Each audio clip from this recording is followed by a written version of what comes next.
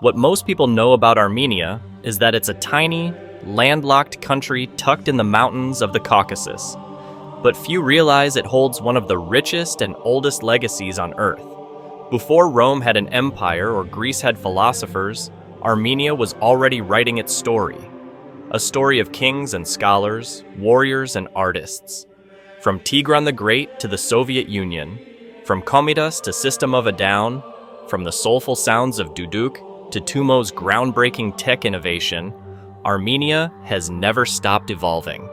Welcome to the untold epic of Armenia.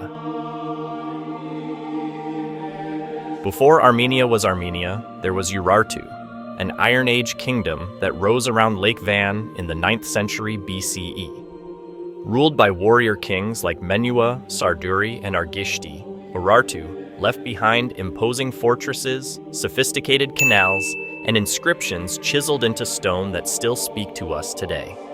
In 782 BCE, King Argishti I founded the fortress of Erebuni, the birthplace of present-day Yerevan. We know this not from myth, but from a basalt tablet unearthed on site, now housed in the Erebuni Museum, making Yerevan one of the oldest cities in continuous existence. The people of Urartu worshipped a pantheon of gods, with Haldi, the god of war, at the top. Their rituals were complex, their temples built high, and their faith deeply tied to the land. The Urartian language, distinct from Armenian, was written in cuneiform script, a system borrowed and adapted from Mesopotamia. By the 6th century BCE, as Urartu faded and new powers rose, the ancestors of the Armenians began to take shape as a people, absorbing, adapting, and laying the cultural foundation for Armenia to come.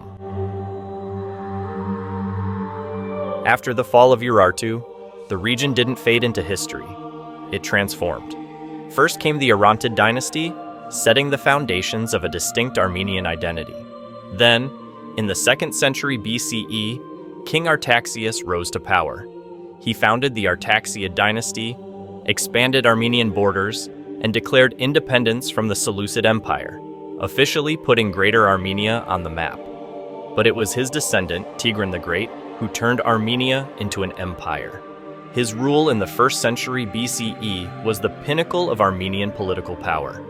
Tigran forged alliances with the King Mithridates of Pontus, clashed with Rome, and built a realm stretching from the Mediterranean to the Caspian Sea. His capital, Tigran became a symbol of wealth, culture, and ambition. Back then, Armenians spoke their own branch of Indo-European, used local scripts before adopting and refining the Aramaic alphabet, and followed pre-Christian religions infused with Zoroastrian elements. Armenia, in the early centuries CE, was a nation balancing on a razor's edge, squeezed between two superpowers, Rome and Persia. These empires fought bitterly over Armenian territory, using kings as pawns and invasions as messages. But Armenia, though small, was never quiet, and in 301 CE, something revolutionary happened. King Tiridates, once a brutal pagan Armenian ruler, converted to Christianity after a dramatic encounter with Gregory the Illuminator, a man he had once thrown into a pit for preaching the gospel. In a stunning turnaround, Tiridates declared Christianity the official religion of Armenia, making Armenia the first nation in history to do so, even before the Roman Empire. He built a church, Hor Virap, above the very pit where Gregory the Illuminator was once imprisoned. Today it still stands, a silent guardian of history, just a short drive from Yerevan, offering breathtaking views of Mount Ararat and the story that changed a nation. It was a bold move, a declaration of independence from Persian Zoroastrianism, and a way to align spiritually, but not politically, with Rome. But declaring a faith was one thing. Preserving it, especially in the Armenian language, was something else entirely. At the time, Armenians had no standardized script. Religious texts were either read in Greek, Syriac, or Persian, which made the local population dependent on foreign clerics and outside interpretation. That was a dangerous weakness, both politically and spiritually. Enter Mesrop Mashtats, a visionary monk and linguist. In 405 CE, with the support of Catholicos Sahak and King Vramshapu, Mashtats invented the Armenian alphabet, 36 original letters, uniquely designed to match the sounds of the Armenian language. But this wasn't just a linguistic tool. The alphabet was mathematically structured too. Every letter had a numerical value, allowing Armenians to write, read, calculate, and code information in a system built entirely for them. The Armenian alphabet became the fortress of Armenian identity. It allowed the Bible to be translated into Armenian and created a golden age of theology, literature, and historical writing. And it gave Armenians a powerful tool that empires couldn't steal: their own voice. This wasn't just about survival anymore, it was about self-definition, through faith, language, and culture, in the face of giants. While the world outside Armenia battled for borders and power, something extraordinary was unfolding within: a cultural awakening. From the 5th to the 11th century, Armenia entered its golden age, a time of deep faith, dazzling intellect, and national identity forged through art and literature. At the center of this era stood the Armenian Apostolic Church, not just a religious force, but the backbone of the nation. It established vast monastery complexes like Tatev, Sanahin, and Hagpat, architectural marvels carved into mountainsides. These weren't just places of prayer, they were ancient universities, housing libraries, scriptoria, and centers for science, theology, music, and philosophy. Inside, monks meticulously copied manuscripts by candlelight, preserving classical works and creating new ones with breathtaking artistry. Detailed, gold-leafed, and fiercely Armenian. Music, too, played a vital role. Sherakan, sacred hymns written in this period, still echo through Armenian churches today. The liturgical soundscape, uniquely Armenian, was born in this age of spiritual and intellectual expansion. But the light of this golden age would dim. First came the Arab invasions, then the devastating arrival of the Seljuk Turks, whose raids shattered cities and monasteries, bringing bloodshed and chaos. In 1045, the mighty Bagratid kingdom fell. Ani, once a glittering capital known as the City of 1001 Churches, was left in ruins, a silent witness to a shattered sovereignty. It was a collapse, yes, but not an erasure. When Armenia's highlands were overrun by empires, the Armenian story shifted west to the Mediterranean coast. In 1080, a new kingdom emerged in Cilicia, founded by Armenian nobles fleeing Seljuk invasions. But this wasn't just exile, it was a rebirth. Ruled first by the Rubenid and later the Hethumid dynasty, the kingdom thrived for nearly 3 centuries. Fortified cities like Sis and Anazarbis became political, cultural, and military strongholds.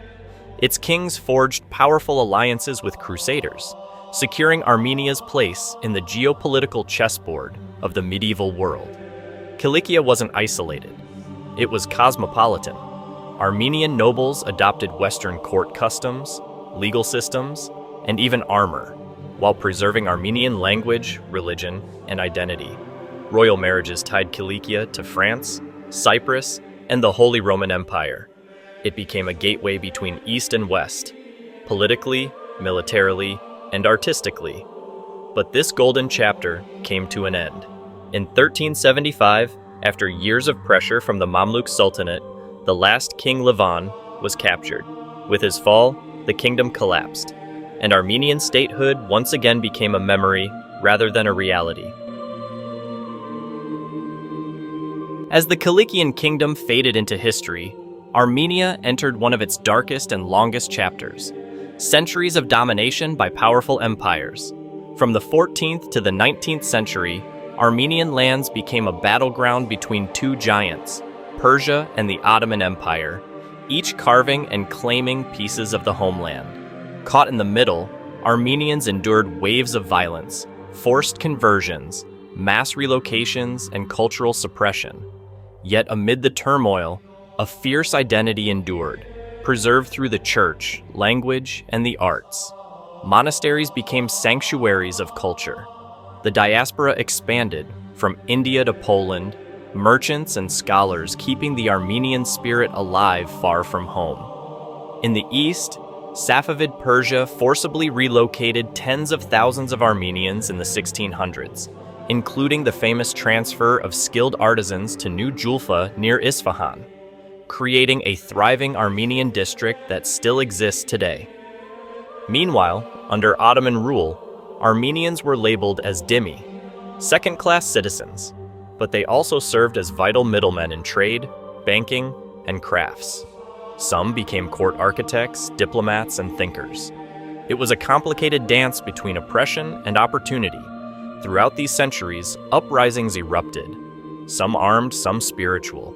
Small revolts, cultural revivals, underground schools, secret printing presses, all acts of resistance. Armenian fidai, freedom fighters, rose in the 19th century, fueled by nationalist awakening and dreams of self-determination. And then, in the 1800s, a third power arrived, Imperial Russia. Slowly expanding into the Caucasus, the Russians seized eastern Armenian lands from Persia and the Ottomans. For many Armenians, it was a glimmer of hope, a Christian empire that might offer protection. In reality, it was just another occupier, albeit a different one. By the early 20th century, the Ottoman Empire was crumbling, and it needed someone to blame. Inside its borders, the Armenian population had long been seen as different, Christian in a Muslim empire, educated, successful, and increasingly vocal about equality and autonomy. When World War I broke out, the Ottoman leadership, the Young Turks, accused Armenians of collaborating with the enemy, especially Russia. But this wasn't about security, it was about erasure. In 1915, the Ottoman government launched a systematic campaign of extermination. Intellectuals were arrested and executed. Men were shot. Women, children, and the elderly were marched into the desert to die. What followed was not just a massacre, it was a genocide. Over 1.5 million Armenians were killed. Thousands of churches, schools, manuscripts, and cultural sites were destroyed. Entire communities vanished from lands they had called home for thousands of years. And yet, from the ashes of this tragedy, something remarkable happened. In May 1918, as the Ottoman Empire disintegrated and World War I neared its end, Armenia declared independence. Led by the Armenian Revolutionary Federation, Dashnakhtsytyn, the First Republic of Armenia was born, the first sovereign Armenian state in over 500 years. It wasn't just symbolic. Against all odds, the newborn republic won key battles, most notably at Sardarabad, Bashabaran, and Karakalisa, halting a full-scale Turkish invasion and saving the Armenian nation from complete annihilation. But this independence was fragile. The country was devastated by genocide, overwhelmed with refugees, and surrounded by hostile powers.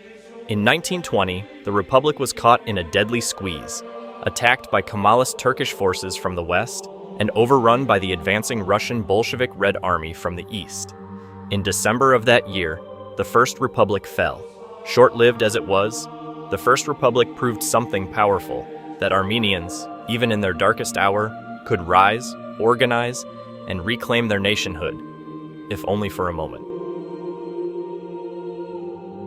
After the fall of the First Republic, Armenia was absorbed into the Soviet Union in 1920, becoming the Armenian Soviet Socialist Republic. For the next 7 decades, the country would live under the Red Banner, caught between progress and oppression. On the surface, Soviet Armenia changed fast. Yerevan transformed from a modest town into a modern capital. Industry boomed, education expanded, and infrastructure flourished. The Armenian diaspora returned, bringing talent and hope. Science, film, architecture, and even space exploration saw Armenian names rise through the ranks.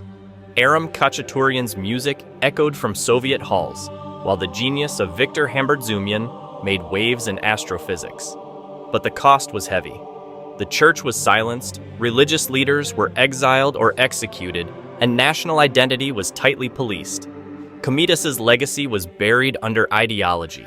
Censorship ruled, History was rewritten, and yet, under the surface, memory and pride endured.